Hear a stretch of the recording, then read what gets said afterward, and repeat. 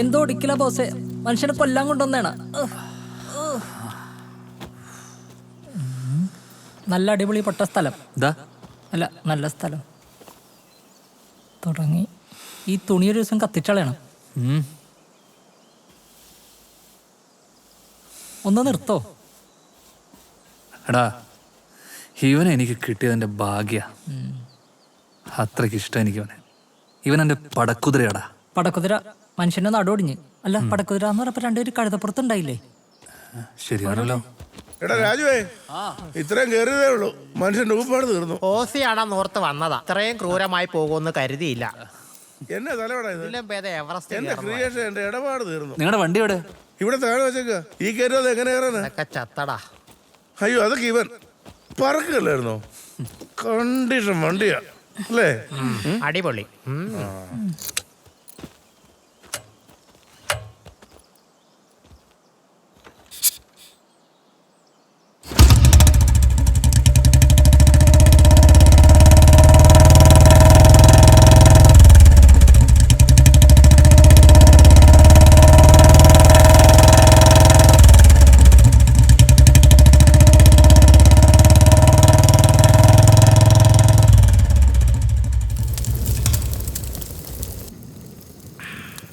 രാജു, ഞാൻ ഈ നാട്ടുകാരനായിട്ട് ഇത്രയും നല്ലൊരു സ്ഥലം ഞാൻ ആദ്യമായിട്ടാണ് കാണുന്നത്.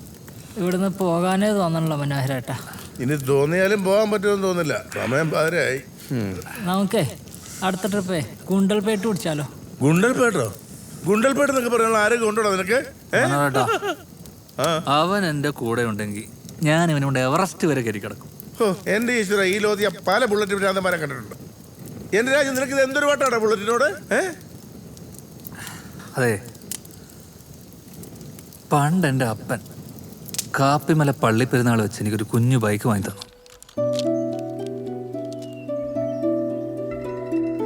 അന്ന് തുടങ്ങിയതാ ബൈക്കിനോടുള്ള എൻ്റെ പ്രണയം.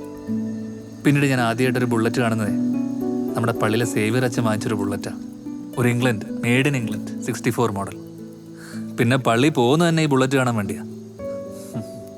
അതിൻ്റെ ശബ്ദവും എടുപ്പും കരുത്തും ഒരു രാജകീയ ഫീൽ തന്നെയായിരുന്നു. അപ്പോൾ അച്ഛനതിൽ കയറി പോകുന്ന കാണാൻ. അന്ന് തീരുമാനിച്ച വലുതാവുമ്പോൾ അതുപോലെ ഒരെണ്ണം വാങ്ങണമെന്ന്. പിന്നെ ഇവൻ എൻ്റെ കൈ കിട്ടുമ്പോൾ കത്തിക്കരിഞ്ഞ് കിടക്കുമായിരുന്നു. ഞാനിവന് ജീവൻ കൊടുത്തു. പിന്നീട് എപ്പോഴൊക്കെയോ ഞാനിവനെ സ്നേഹിക്കാൻ തുടങ്ങി. ഇതിൽ കയറിയിരിക്കുമ്പോൾ ഒരു പ്രത്യേക കോൺഫിഡൻസാണ്. ഇതെൻ്റെ മാത്രമല്ല കേട്ടോ, ലക്ഷക്കണക്കിന് ചെറുപ്പക്കാരുടെ വികാരമാണ് ഈ കാണുന്ന ബുള്ളറ്റ്.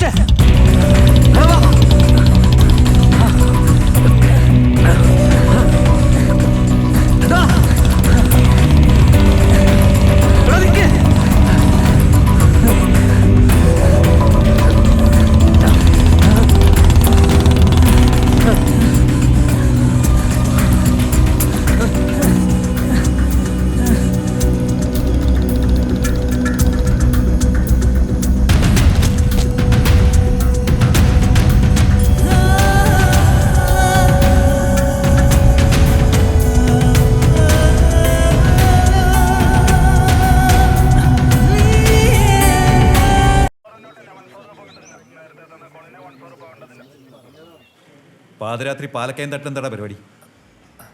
വെള്ളടിക്കാൻ പോയതാകും സാറേ. ആ അതെങ്ങനെ മനസ്സിലായി? നിന്നെയൊക്കെ കണ്ടാലറിയാം. വണ്ടി ഇപ്പൊ മംഗലാറ്റെത്തി കാണും. സാറേ, ഒരാൾ എടുത്തുകൊണ്ട് പോകുന്നത് ഞങ്ങൾ കണ്ടതാ. എന്നിട്ടെന്താ പിടിക്കാതിരുന്നത്? അതല്ല സാർ, ദൂരത്തെത്തിയപ്പോഴാണ് കണ്ടത്. ആളെ കണ്ടാ തിരിച്ചറിയോ? ഇല്ല സാർ. ബുക്കും പേപ്പറും ഒക്കെ ഒറിജിനൽ വീട്ടിലുണ്ട്.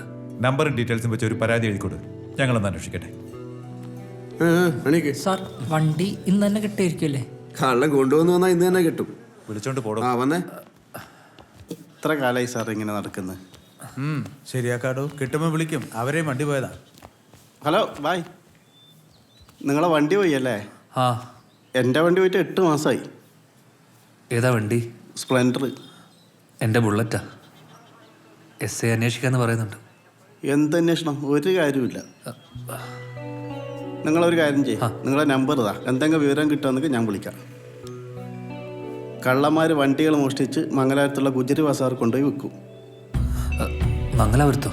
ആ, അവിടുന്ന് അവർ സെക്കൻഡ് വെച്ച് പൊളിച്ച് പീസാക്കും. പൊളിക്കാനോ? പിന്നല്ല, അതിന് മാത്രമായിട്ട് അവിടെ ഒരു മാർക്കറ്റ് ഉണ്ട്. പോലീസുകാർ പറഞ്ഞതാ.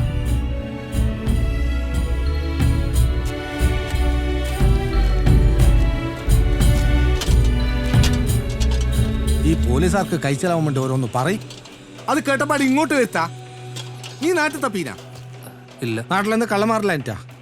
എടാ നീ ആദ്യം ആടെ നോക്ക്. അതല്ല മംഗലാപുരത്ത് എത്തിയിട്ടുണ്ടെങ്കിൽ അത് യുജറിയിലെത്തും. അതുറപ്പാണ്. നീ ഒന്ന് സമാധാനപ്പെട്, നമുക്ക് നോക്കാം. ಚಂದ್ರು ಅದಲ್ಲ ಆಚೆ ಕಡೆ ಮಡಗು. ಸಾಯಂಕಾಲ ಗಾಡಿ ಬರ್ತೆ. ಬೆಲ್ಲ ಲೋಡ್ ಮಾಡಿ ಕಳಿಸಿದ್ರು.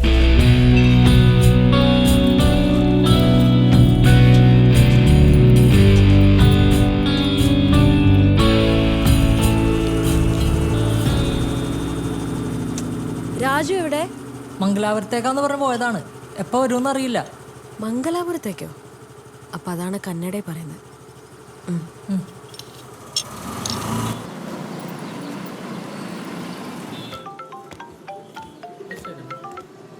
ഹലോ അമ്മേ, ഞാൻ മംഗലാപുരത്താ. മംഗലാപുരത്തോ? ആ, വണ്ടി അന്വേഷിച്ച് വന്നതാ. നാളെ വരാൻ പറ്റൂ? എങ്ങനെ കണ്ടുപിടിക്കാനാ മോനെ? നോക്കട്ടെ അമ്മേ. ഞാൻ എന്തായാലും അമ്മേനെ നാളെ വിളിക്കാം. അതൊന്നും പറ്റൂല. ഇവിടെ ഞങ്ങൾ ഒറ്റയ്ക്കല്ലേ. നീ വേഗം കയറി ഇങ്ങോട്ട് വരാൻ നോക്ക്. ഹലോ, അവൻ വച്ചു. അവൻ കഷ്ടപ്പെട്ടുണ്ടാക്കിയതല്ലേ. എൻ്റെ കുഞ്ഞിനൊരു വഴി കാണിച്ചു കൊടുക്കണേ. ഏത് കാലമോടനാണോ അത് കൊണ്ടുപോയത്?